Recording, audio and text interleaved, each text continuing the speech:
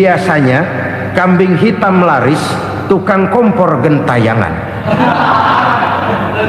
Itu dari dulu selalu mencari kambing hitam. Karena itu kita tidak bicara orang, kita tidak bicara siapa yang salah, kita bicara sistem, dan sistem itu bisa mengena siapa saja. Kalau orang sudah mulai mengingkari janji, bergeser dari komitmen awal, itu sudah mulai ia mengalami proses peluncuran, proses degradasi. Ini penyebab yang pertama. Kita tidak lagi konsekuen bahwa bumi, air, sumber daya alam adalah milik negara, dikuasai oleh negara, digunakan bagi sebesar-besar kemakmuran rakyat. Ternyata rakyat yang makmur itu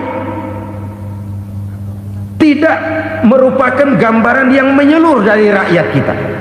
Undang-undang dasar kita menganut ekonomi kekeluargaan, tapi yang kita praktekkan adalah ekonomi keluarga. Kalau bukan keluarga nggak dapat proyek.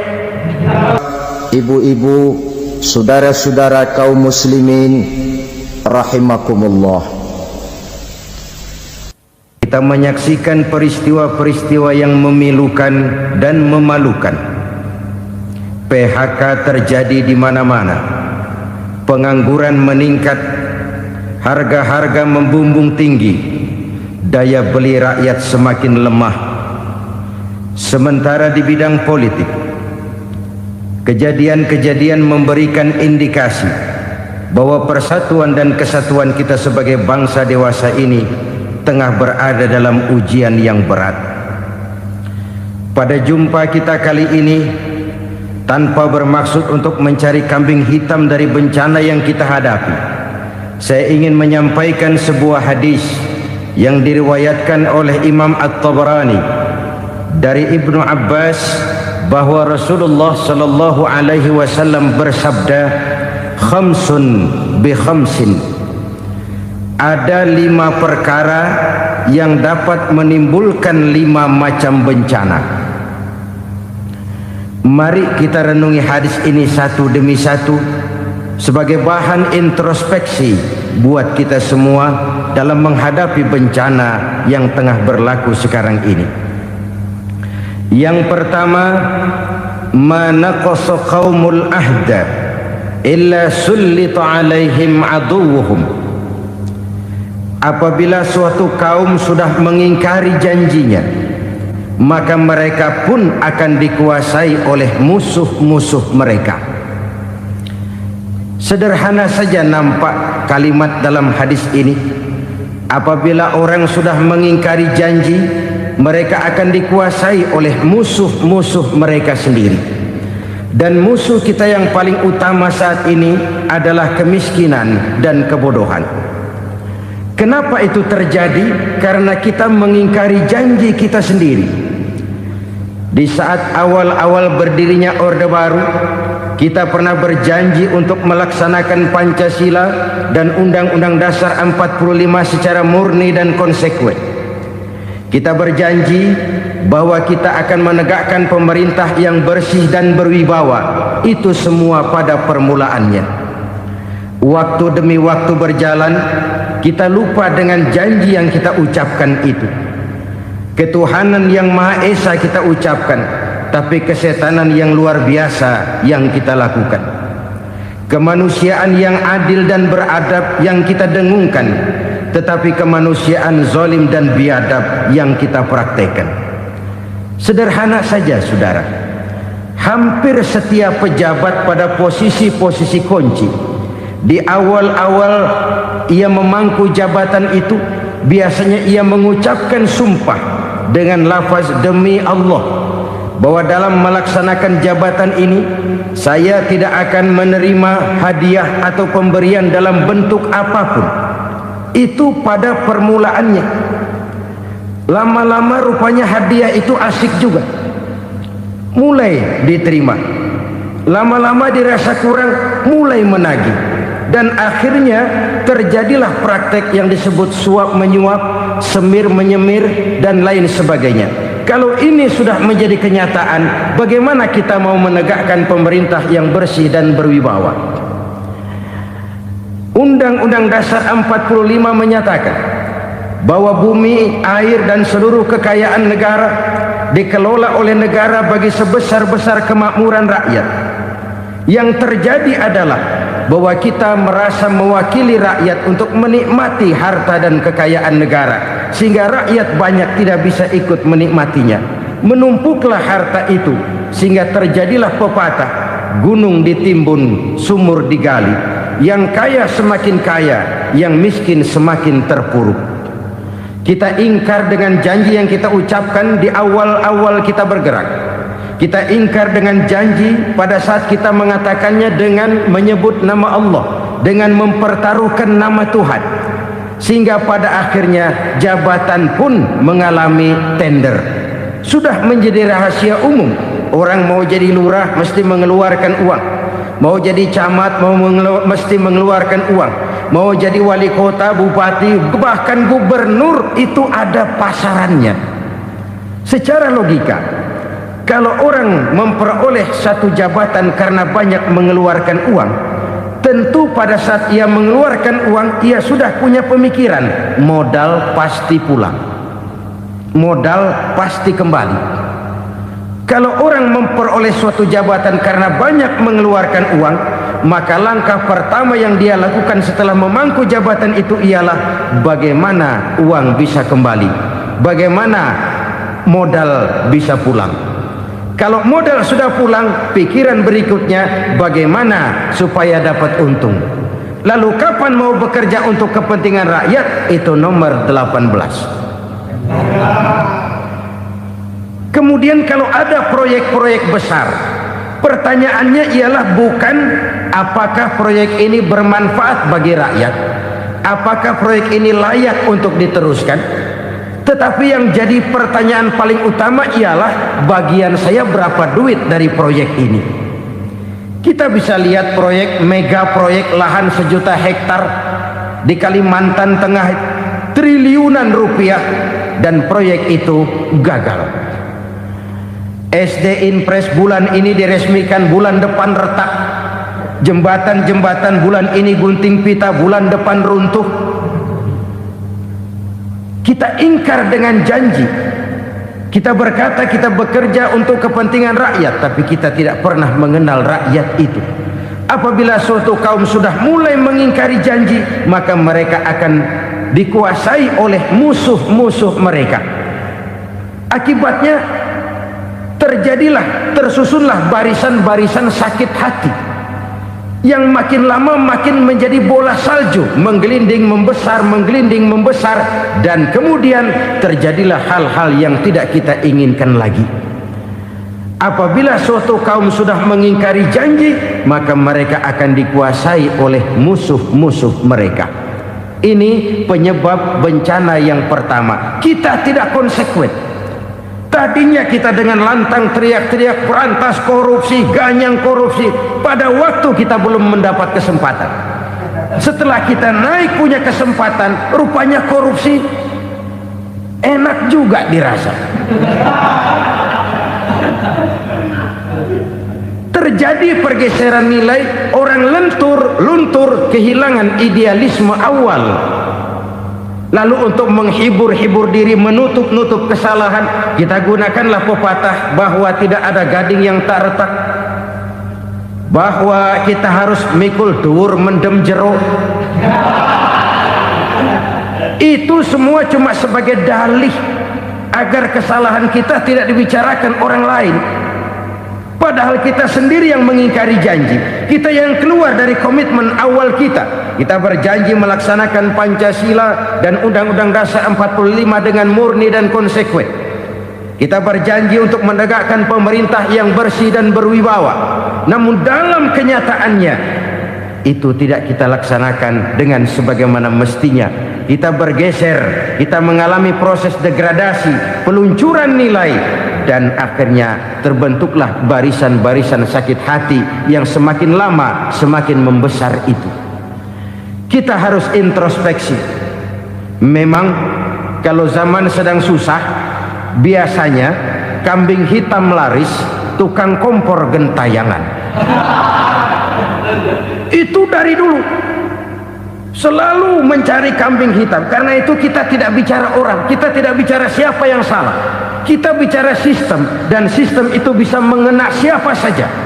Kalau orang sudah mulai mengingkari janji, bergeser dari komitmen awal, itu sudah mulai ia mengalami proses peluncuran, proses degradasi.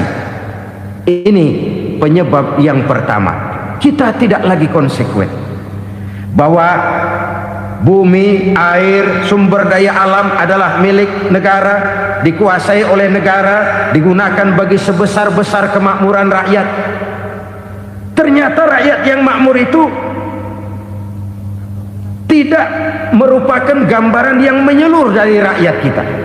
Undang-undang dasar kita menganut ekonomi kekeluargaan, tapi yang kita praktekkan adalah ekonomi keluarga. Kalau bukan keluarga nggak dapat proyek. Kalau bukan keluarga nggak dapat macam-macam. Kekeluargaan kita rubah menjadi keluarga, timbullah penyakit nepotisme. Kita bergeser, kita ingkari janji, dan kita anggap kita atasnamakan rakyat. Rakyat cuma sekedar jadi address, rakyat cuma sekedar jadi alamat, tetapi kehidupan mereka tidak banyak berubah dan tidak banyak terangkat. Kaum muslimin rahimakumullah, ini penyakit yang pertama, penyebab bencana yang pertama. Yang kedua, kata Nabi, wa ma hakamu bighairi ma anzalallah. Apabila hukum yang diterapkan sudah tidak lagi bersumber dari hukum Allah, illa fasha fihimul faqru, maka akan bertebaranlah kemiskinan di mana-mana. Ini artinya apa? Apabila hukum tinggal sebuah stempel, apabila hukum sudah diatur menurut kepentingan, apabila hukum sudah tidak lagi ditegakkan secara adil, maka kemiskinan merambah di mana-mana. Hukum diatur menurut selera orang yang sedang berkuasa, maka yang benar bisa jadi salah, yang salah bisa jadi benar. Hukum dalam kenyataan hidup berlaku seperti pisau. Pisau itu kan saudara lihat, yang namanya pisau dimanapun itu tajamnya ke bawah, ke atas tumpul. Kalau hukum itu, kalau untuk rakyat, hukum itu tajam bukan main, cepat sekali dilaksanakan.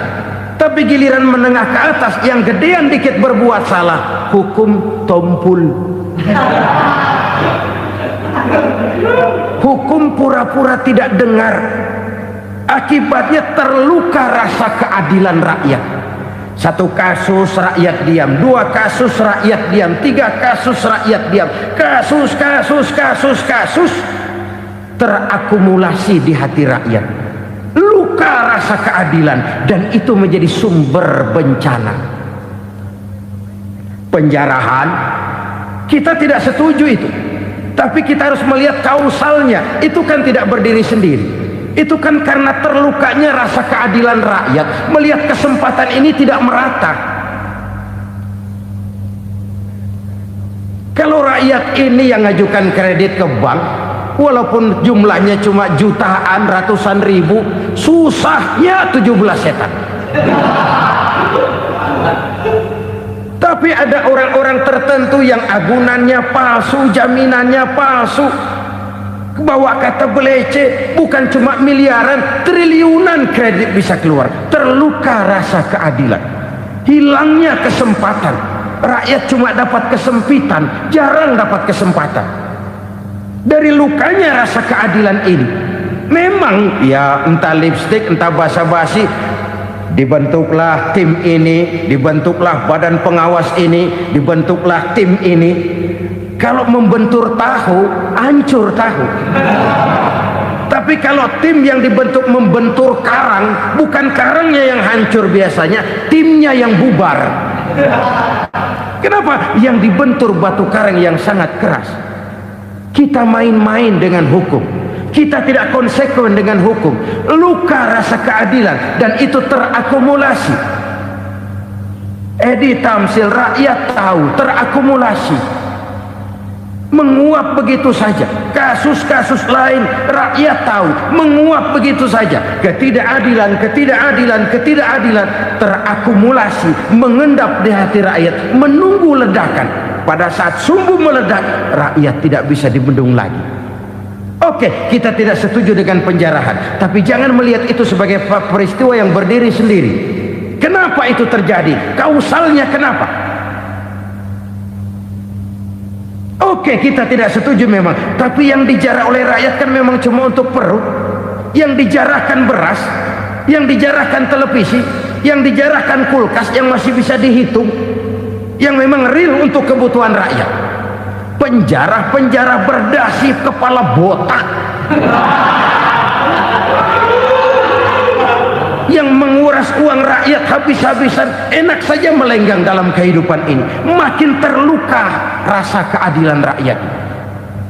Apabila hukum yang diterapkan sudah menyimpang dari keadilan yang diajarkan Allah, fasyafihimul fakru, bertebaranlah kemiskinan. Aneh, memalukan, memilukan.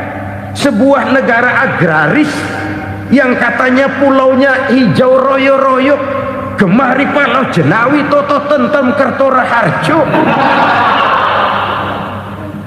yang tahun 93 pernah mendapat penghargaan dari FAO, Badan Pangan Sedunia, sebagai negara yang berhasil dalam swasembada pangan. Sekarang ini kita terpaksa betul beli beras dari Vietnam, beli beras ke Kamboja, beli kedelai dari Kamboja. Kenapa? Lahan sawah kita habis ditanami pabrik. Teknologi kita, teknologi loncatan yang non-applied, tidak terpakai oleh kita. Lantas lahan yang tidak bisa kita tanami, kita paksakan lahan-lahan gambut menjadi tanah pertanian yang subur dengan biaya triliunan, dan kita gagal. Kita cari jarum dan kapak hilang.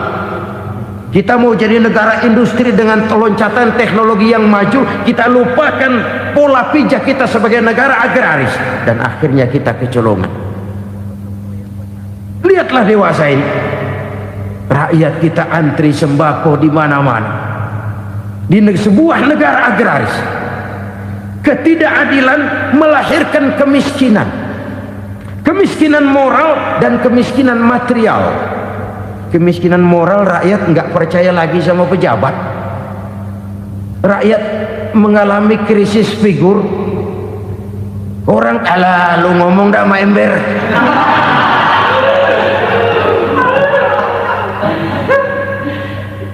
Penataran yang menghabiskan biaya miliaran itu melahirkan pejabat-pejabat korup. Pengawasan yang menghabiskan biaya miliaran itu ternyata impoten, mandul. Kemiskinan moral. Jujur saya berkata, saudara-saudara, setelah pintu reformasi dibuka, itu yang masuk memang macam-macam. Ada yang memang punya tujuan murni, konsekuen, dan punya konsep. Ada yang nunggu di tikungan, begitu mobil lewat nyamber pintu, berangkat ikut reformasi.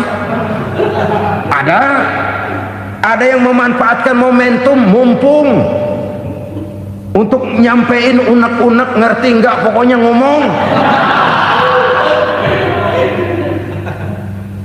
Sehingga keadaan semakin rancu, kebingungan semakin menjadi-jadi, masalah yang paling urgen tidak terselesaikan.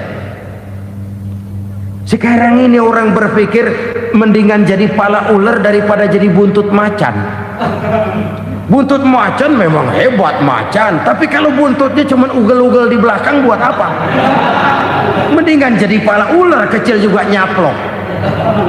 Artinya ya biar kecil juga kalau punya partai kan gagah. Lalu rame-rame bikin partai kayak bikin arisan.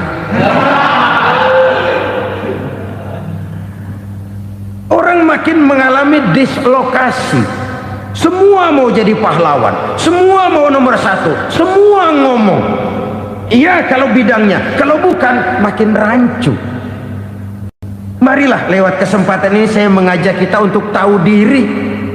Biarkan politisi ngomong politik, biarkan ekonom menata ekonomi, biarkan praktisi bicara soal hukum, biarkan rakyat munajat, istighfar, mohon pertolongan Allah. Tahu diri kita.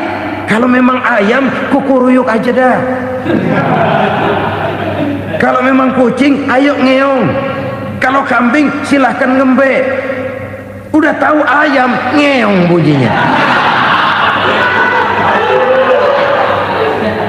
Suaranya palas, orang nggak ngerti, bingung, makin menjadi-jadi. Ibarat kesebelasan sepak bola bangsa kita sekarang ini, rame-rame mau bikin gol, kiper ikut nyerang sekarang.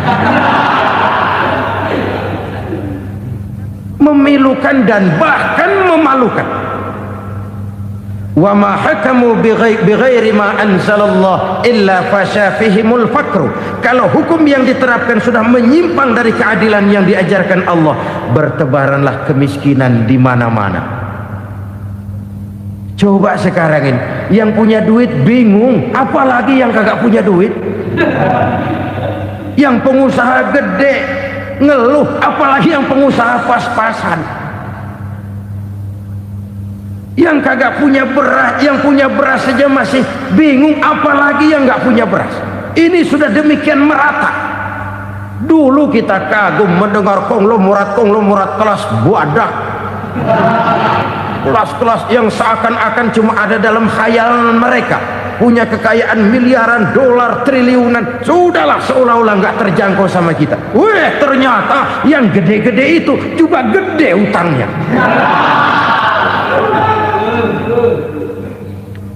Dan rontok satu demi satu.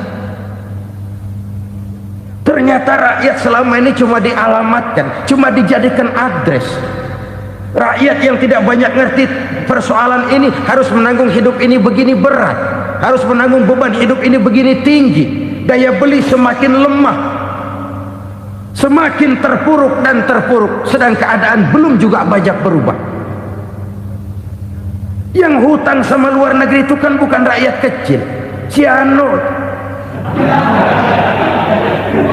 Yang banyak nyimpen dolar juga kan Ciano. Rakyat kecil bocah kampung mah jangankan nyimpen dolar, ngelihat juga tumben. Kemana kita mesti bercermin? Sekali lagi saya mengatakan, maaf, kita tidak bermaksud mencari kambing hitam. Karena itu kita tidak bicara orang, kita bicara sistem, kita bicara keadaan. Beginilah yang dikatakan Nabi, penyebab timbulnya bencana, hukum yang ditegakkan tidak lagi berorientasi kepada keadilan, tapi berorientasi kepada kepentingan. Akhirnya bentuk hukum seperti pisau, tajam ke bawah, tumpul ke atas. Hukum cuma buat rakyat kecil, tetapi kelompok menengah ke atas kadang-kadang kebal dari perlakuan hukum. Maka bertebaranlah kemiskinan. Iya, kemiskinan moral berupa lukanya rasa keadilan. Kalau rasa keadilan terluka, orang kan nunggu kesempatan, saudara. Iya, dia nggak bisa ngomong, iya dia nggak sanggup action, iya dia nggak bisa tunjuk rasa, tapi hatinya kan, kapan ada kesempatan, kapan ada waktu, tunggu. Hatinya mesti begitu, sehingga begitu ada kesempatan terjadilah hal-hal yang tidak terhindarkan. Dan itu ekses, bukan reformasi. Jangan seperti sebuah dialog saya dengan seorang abang beca. Saya bertanya, bang, iya, abang tahu nggak reformasi? Tahu. Ustaz, apa? Pembakaran. Terus penjarahan, lalu perkosaan. Itu reformasi. Itu yang saya lihat. Nah, itu yang dia lihat. Saya tentu tidak menyalahkan abang beca kita, karena memang itu yang dia lihat dan sejauh itu wawasannya. Tapi ini indikasi bahwa banyak rakyat kita yang belum bisa menggunakan kebebasan secara bertanggung jawab. Padahal kebebasan tanpa tanggung jawab tirani. Sebuah contoh gampang-gampangan. Saya beli radio, saya setel di kamar saya, lalu saya bilang, ini radio gue. yang beli gue, pakai duit gue setel di kamar gue sekeras-kerasnya, gak ada urusan sama orang lain. Itu kata saya. Tetapi tetangga saya sebelah rumah kan boleh juga ngomong begitu. Kata tetangga saya, ini mata gue, yang ngantuk gue tidur di kamar gue, kenapa suara radio lu nyampe kemari? Artinya apa ini? Kebebasan saya nyetel radio dibatasi oleh kebebasan tetangga saya yang mau tidur. Tidak ada kebebasan mutlak. Kebebasan mutlak tanpa tanggung jawab kembali akan melahirkan tirani, kembali akan melahirkan pemaksaan kehendak. Dan itu lagi-lagi bukan demokrasi. Saudara-saudara kaum muslimin rahimakumullah. Ini penyakit yang kedua, lukanya rasa keadilan, terutama di kalangan rakyat kecil. Itu mengendap menjadi akumulasi dan menunggu giliran kapan bisa dimuntahkan. Dengan kata lain, rakyatnya udah banyak banget makan yang perutnya jadi enak, nyelam. Kapan nunggu muntahnya? Udah begini banyak akumulasi yang mereka pendam di perut ini, sehingga ketika terjadi kesempatan itu sudah tidak terkendalikan lagi. Kita out of control. Saya tidak mentolerir sikap-sikap kekerasan. Bahkan saya lebih cenderung bahwa kalau di rumah kita banyak tikusnya saja racuni, jangan rumah dibakar. Bahwa ada korupsi, ya, ada kolusi, memang ada nepotisme, tentu. Tetapi tikusnya saja racuni, jangan rumah dibakar. Masa mau ngusir tikus bakar rumah? Tikusnya lari, tikusnya selamat, rumahnya ewes-ewes.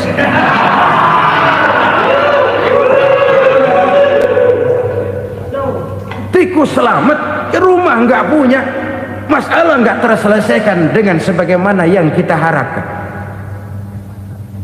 Kita sepakat ini negara hukum, dan di hadapan hukum semua manusia itu sama. Itu prinsip yang diajarkan Allah. Al-musawat bainan nas fi takalifil ahkam. Semua manusia sama dalam berhadapan dekat dengan hukum Allah Subhanahu wa taala. Kalau hukum sudah pandang bulu, itu jelas yang enak yang banyak bulunya. Siapa yang banyak bulunya? Monyet. Kalau hukum pandang bulu, monyet keenakan. Saudara-saudara kaum muslimin rahimakumullah, introspeksi. Mari kita bercermin bagaimana perjalanan hukum selama ini. Kalau introspeksi ini kita temukan, lalu ada upaya untuk memperbaiki diri. Jangan menggunakan tak ada gading yang tak retak, mikul duwur mendem jero untuk menutup-nutupi kesalahan orang. Padahal kesalahan itu sedemikian besar. Padahal rakyat kita tiap hari antri sembako. Ada yang sehari sekali makan, ada yang makan sudah bercampur tiwul, ada yang nasi sudah dicampur pisang, balik jadi orok lagi. Macam-macam upaya rakyat untuk menangsal perut ini. Lalu rakyat ditenang-tenangkan, lebih baik puasa Senin Kemis sambil menghadapi krisis ekonomi. Kenapa rakyat yang disuruh puasa? Kenapa bukan pejabatnya yang puasa lebih dulu untuk kemakmuran rakyat? Kalau rakyat yang memang perutnya udah gepeng disuruh puasa, makin krempeng perutnya. Artinya pejabat harus punya sense of politik. Ya, tidak, puasa itu kan tidak cuma Senin Kemis saja. Puasa itu puasa perasaan, puasa menghargai perasaan yang sedang kondisi yang sedang dihadapi oleh rakyat. Bagaimana rakyat yang tengah antri sembako melihat pejabatnya lewat dengan mobil yang harganya sampai 1 miliar. Oh, inilah pemimpin saya. Luka lagi rasa keadilannya. Kita tidak tenggang rasa. Puasa dalam artian itu pun akan menolong menegakkan semangat kebersamaan, membentuk semangat kebersamaan. Saudara-saudara kaum muslimin rahimakumullah, penyebab bencana yang ketiga dikatakan oleh baginda Nabi, wala zaharat fihimul fahishatu illa fasha fihimul maut. Apabila kekejian telah merajalela, maka maut bertebaran di mana-mana. Kita renungi butir kalimat dalam hadis ini. Apabila kekejian telah merajalela, maut bertebaran di mana-mana. Begitu murah arti sebuah kehidupan. Penjarahan untuk hal-hal yang kecil tapi sampai mengorbankan nyawa. Apabila kekejian sudah terjadi di mana-mana, maut pun bertebaran. Maut dalam arti berpisah ruh dengan jasad, tapi juga maut dalam arti orang bisa mati karirnya, orang bisa mati usahanya, orang bisa mati kesempatannya karena perbuatan-perbuatan keji yang selama ini tidak terbendung. Lahirlah teori mafia. Siapa yang kuat dia yang berkuasa, siapa yang lemah dia menjadi mangsa. Proyek-proyek besar yang menang tender itu ya dari itu ke itu saja.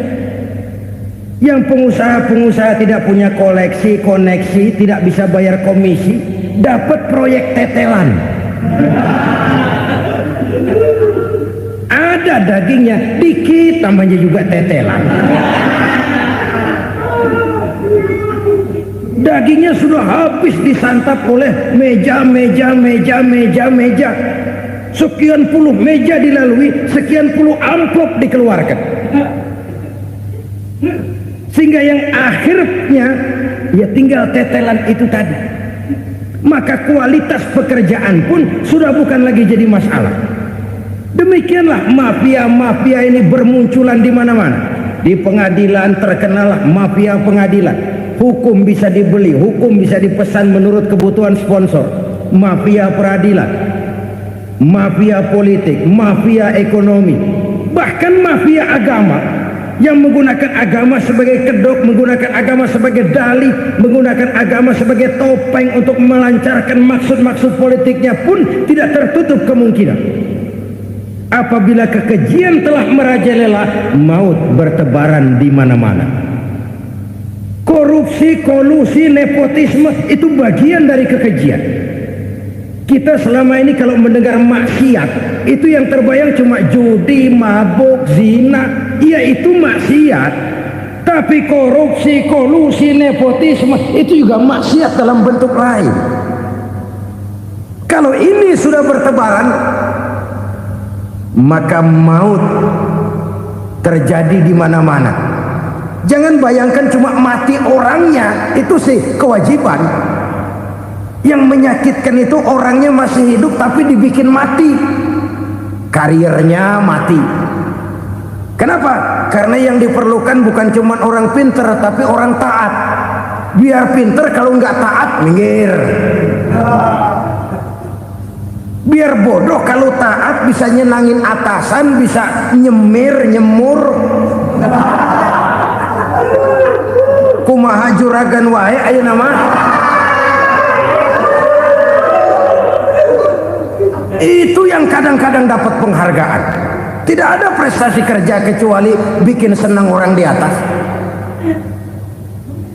Kita lihat di desa-desa jalan rusak. Kalau ada berita pejabat anak mau turun, jalan rata sekali. Sampai tanah dari mana aja dikeruk buat ngeratain tuh jalan. Pejabat pulang legok lagi jalanan. Katanya kita kerja buat rakyat, nyatanya kita cuma melayani atas. Kenapa? Terjadi lingkaran setan. Seperti kata lagu Dul Sumbang itu. Mahasiswa takut sama dosen, dosen takut sama dekan, dekan takut sama rektor, rektor takut sama menteri, menteri takut sama presiden, presiden takut sama mahasiswa. Muter balik lagi, lingkaran setan, lingkaran setan. Saudara-saudara kaum muslimin rahimakumullah, kekejian yang merajalela, praktek-praktek mafia yang tertuang dalam kehidupan sehari-hari menyebabkan orang mati karirnya, jasad masih hidup, karir mati, itu menyakitkan. Mati bisnisnya. Rakyat kecil pernah senang ketika cengkeh booming, harganya bagus, rakyat banyak yang pergi haji. Lalu mau ditata, lahir tata niaga cengkeh, malah amburadul. Harga cengkeh jatuh, petani cengkeh kecil menjerit. Siapa yang untung? Segelintir orang. Masihkah kita pakai atas nama rakyat untuk kepentingan nasional, padahal yang nyanyi cuma segelintir orang? Masihkah kita mau bohongi rakyat ini dengan mobil nasional tapi bikinan Korea? Masihkah kita mau bermain verbalisme, bermain kata? Ini sebuah masa lalu yang tidak perlu terulang lagi untuk masa-masa yang akan datang. Kekejian merajalela, orang mati karir, bisa mati usaha, mati bisnis. Usahanya maju, dirangkul, hancur. Usahanya maju, dipukul, hancur, tenggelam. Bahkan yang memilukan dan memalukan badan-badan usaha milik negara itu dikebiri sedemikian rupa sehingga tidak menghasilkan hal-hal yang bermanfaat buat negara. Saudara-saudara kaum muslimin rahimakumullah, kalau nafsu yang sudah mengatur itu semua, maka kekejian pun merajalela. Orang sudah pakai teori mafia, yang kuat dia yang menang, yang kuat dia yang berkuasa, yang lemah silakan minggir di sudut-sudut kehidupan. Kalau kekejian seperti ini merajalela, maut bertebaran di mana-mana. Banyak orang mati karirnya, banyak orang mati usahanya, banyak orang mati imajinasinya. Sekarang ini dalam dunia seni yang banyak karyawan seni, bukan seniman. Seniman itu kan dilahirkan, lain seniman, lain karyawan seni. Sekarang yang banyak karyawan seni, bukan seniman. Mati karir, mati imajinasi, mati improvisasi, sehingga kehidupan persis sinetron. Sinetron itu yang kita lihat rumah mewah, yang kita lihat rumah bagus. Gak pernah kita lihat di sinetron kita ini rakyat antri sembako. Kita dijejali hal-hal yang indah, yang wah, yang membuat kita tenggelam dalam gaya hidup instan, tenggelam dalam gaya hidup wah. Kita lupa dengan realitas keseharian di tengah-tengah masyarakat kita. Lahirlah kelompok-kelompok selebritis, dibesarkan oleh berbagai media. Selebritis pilek aja masuk koran, pilek.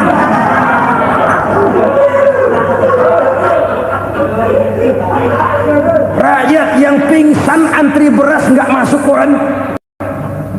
Rakyat yang semaput antri minyak nggak masuk koran.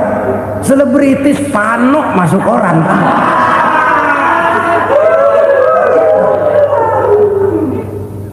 Kita besarkan hal-hal kecil, kita kecilkan hal-hal besar. Kenapa? Kita mengejar oplah, kita profit oriented, tidak lagi berorientasi kepada realitas hidup yang kita hadapi ini. Kalau kekejian sudah merajalela, kata Nabi, maka maut bertebaran di mana-mana. Maut dalam artian maut, coba lihat sekarang begitu murah nyawa. Karena 1000 perak orang mau nusuk bunuh. Karena beras seliter orang khilaf, begitu murah kehidupan. Tapi kekejian dalam bentuk korupsi, kolusi, nepotisme, kekejian dalam bentuk itu mematikan karir, mematikan bisnis, mematikan imajinasi, mematikan kreativitas. Itu juga maut dalam bentuk lain akibat kekejaman lain. Ini penyebab yang ketiga. Yang keempat, penyebab bencana menurut baginda Rasul, wala tukhfiful mikyala illa muni'un nabat Apabila timbangan sudah dicurangi, maka tercegahlah tumbuh-tumbuhan. Apabila timbangan sudah mulai curang, maka terjadilah musim paceklik. Apabila bisnis sudah bergaya mafia tadi itu, kecurangan-kecurangan terjadi, tender di balik pintu, yang dimenangkan cuma kelompok-kelompok yang bisa memberikan presentasi yang besar, muni'un nabat, terjadilah paceklik. Paceklik, panen gagal, wereng ya wereng, kemarau panjang it's okay, air sulit iya, tetapi kan semua itu ada yang ngatur. Kemarau ada yang ngatur, belalang itu ada yang ngatur, air itu juga ada yang ngatur. Yang ngatur itu yang serba maha. Kalau ia murka melihat kecurangan timbangan, Allah itu kalau murka kan gampang saja, tinggal komandoin balang, lang, hancurin tuh sawah. Konvoy belalang, konvoy. Allah tinggal ngutik. Angin El Nino, mampir lo ke Indonesia. Hujan nggak turun-turun, kemarau panjang. Jadi kalau musim kemarau kan namanya anginnya El Nino. Kalau musim hujan anginnya namanya La Nina. Cakep namanya, kejem orangnya. Saudara lihat Cina sekarang sedang kena La Nina, banjir besar, ribuan orang meninggal. Dia mah ribuan mati kagak berasa, rakyatnya miliaran. Bangladesh lagi ngalami La Nina, India lagi ngalami La Nina. Angin, hujan, kemarau, belalang itu kan ada yang ngendaliin. Kuncinya bukan di belalangnya, kuncinya bukan di peredaran matahari berputar, kuncinya di atas yang mengatur semua itu.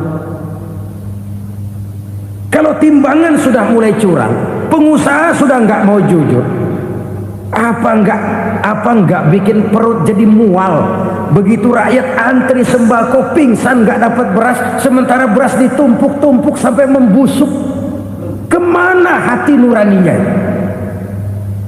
Kemana akal pikirannya? Kemana mereka yang berbuat atas nama rakyat tapi melihat rakyat susah tidak tergerak hatinya? Apabila timbangan sudah mulai dicurangi, bisnis sudah mulai melenceng, maka terjadilah paceklik. Sebuah negara yang berhasil dalam swasembada pangan, lalu sekarang menjadi negara yang rakyatnya antri untuk memperoleh kebutuhan pangan. Saudara-saudara kaum muslimin rahimakumullah, ini intinya adalah kecurangan. Kalau kecurangan sudah terjadi di mana-mana, dan ini milik siapa saja, bukan soal tempat, bukan soal jabatan, soal manusianya, SDM-nya. Kecurangan tidak cuma terjadi di kantor, di masjid bisa terjadi kecurangan. Korupsi tidak hanya bisa terjadi di kantor, di madrasah bisa ada korupsi. Faktor manusianya, ini soal SDM. Kecurangan yang besar tentu besar lagi kerugiannya. Kecurangan yang kecil, kecurangan sehari-hari, pedagang-pedagang kecil ngurangi timbangan, barang yang buruk dikatakan baik, yang baik dikatakan buruk, itu merugikan perorangan. Kecurangan yang besar merugikan bangsa dalam bentuk total, dalam bentuk seutuhnya. Nah, kecurangan-kecurangan seperti ini rakyat kan lihat, rakyat kan tahu, dan itu kembali terakumulasi di sini, pegel. Dan jangan lupa, rakyat yang nggak ngomong itu, rakyat yang nggak bersuara itu, batinnya menjerit, jeritannya menggoncang aras, dan itu didengar Allah. Yadullah fauqal jamaah, kata Nabi, tangan Tuhan di atas orang banyak. Jeritan hati rakyat menggoncang aras. Rakyat yang terlalu banyak dizolim, rakyat yang terlalu banyak dirugikan, ya rakyat yang terlalu banyak di atas namakan, menjerit batinnya, menggoncang aras, dan Allah bisa menggerakkan apa saja untuk membuat satu situasi. Allah bisa menggerakkan apa saja untuk membuat satu situasi. Saudara-saudara kaum muslimin rahimakumullah, ini faktor yang ketiga, timbulnya kecurangan. Faktor yang keempat maksud saya. Yang kelima, penyebab timbulnya bencana menurut baginda Nabi, wala muni'uz zakat illa hubbisa anhumul qatru. Apabila zakat enggan dibayar, maka tercegahlah qatrun. Qatrun ini kalau bahasa kita sembako. Maka tercegahlah kebutuhan-kebutuhan yang kita perlukan. Ini, kita tidak meragukan bahwa yang kita tuju adalah masyarakat yang adil dalam kemakmuran dan makmur dalam keadilan. Nah, antara kemakmuran dan keadilan ini memang sering tidak bisa berjalan seiring. Pada saat kemakmuran kita kejar, ekonomi kita pacu, ada nilai-nilai keadilan yang tertinggal. Pada saat nilai keadilan kita tegakkan benar-benar, ada unsur-unsur kemakmuran yang terabaikan. Oke, kita bisa mengatakan kasus. Oke, kita bisa mengatakan itu sebagian kecil. Tapi kalau sebagian kecil, lama-lama kan jadi sebagian besar. Oke, kita mengejar kemakmuran. Pertanyaannya, kemakmuran untuk siapa? Oke, kita berikan kelompok tertentu kue yang besar dengan harapan nanti dia bagiin kuenya kepada yang kecil-kecil. Tapi kenyataan, mereka yang dapat kue besar akhirnya malah lupa diri dan lupa daratan. Mau makin besar, malah memeras yang kecil-kecil ini. Sekarang kan yang kecil modali yang besar. Ramai-ramai buka bank, ternyata kamuflase. Uang banknya untuk kredit perusahaannya sendiri. Nasabahnya rakyat kecil. Artinya apa? Rakyat kecil disuruh modalin orang yang udah gede. Ini kan sumber geledek urusan.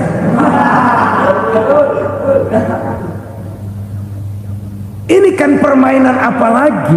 Rakyat kecil suruh modali yang gede. Nasabahnya rakyat kecil, kumpulkan uangnya di bank, kucurkan kredit kepada perusahaannya sendiri. Bukankah itu rakyat kecil suruh modali yang gede? Sudah begitu kejamkah kita untuk meraih keuntungan dengan mengorbankan orang kecil ini? Sudah tidak bicara lagi kah nurani kita melihat penderitaan orang yang semakin susah ini? Kalau zakat enggan dibayar, padahal zakat 2,5% saja, 2,5% saja.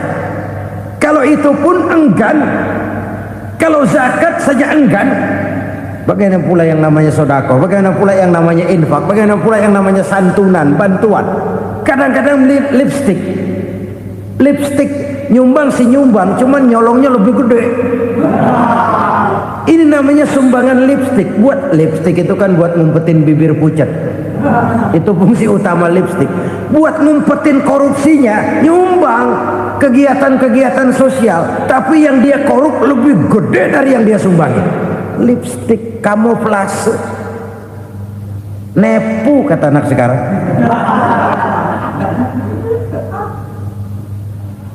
Saudara-saudara kaum muslimin rahimakumullah.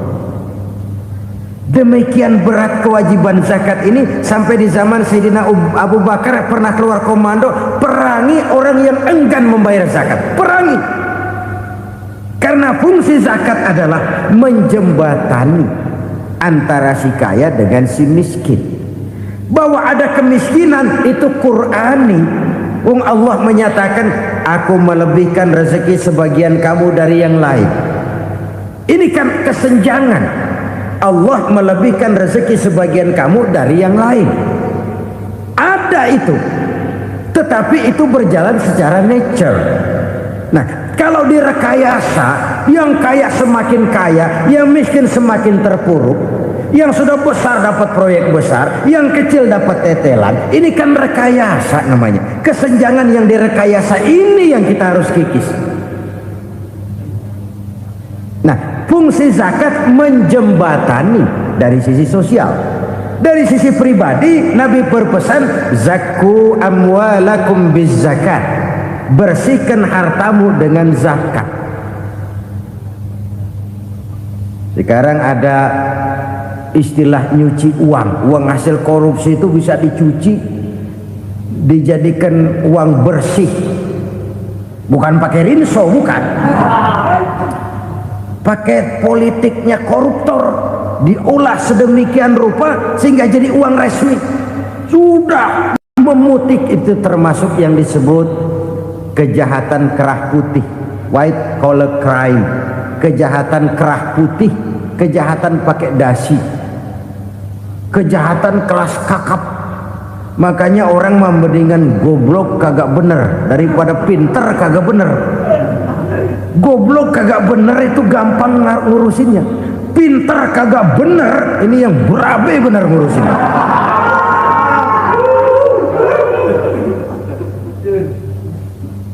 Kita bukan cuma perlu orang pinter kok di zaman sekarang, kita perlu orang-orang bener yang punya komitmen, yang sesuai kata dan perbuatan, yang bisa merasakan apa yang dirasakan oleh rakyat, yang punya sense of politik yang tinggi, yang peka, yang penuh keterbukaan, yang punya wawasan dan pandangan jauh ke depan. Dari sisi pribadi, zakat itu membersihkan harta kita. Ya, dia tercampur dengan yang subuhat, dia bahkan mungkin tercampur dengan sedikit-sedikit yang haram.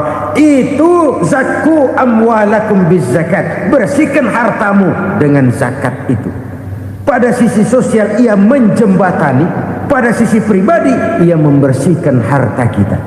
Karena itu kalau kita minta berdoa minta rezeki, syarat rezeki itu halalan thayyiban wasi'an. Nggak pernah kurang dari 3 itu. Halal, bagus, banyak. Halal, bagus, tapi sedikit, susah ngaturnya. Halal, banyak, tapi kurang bagus, buat apaan?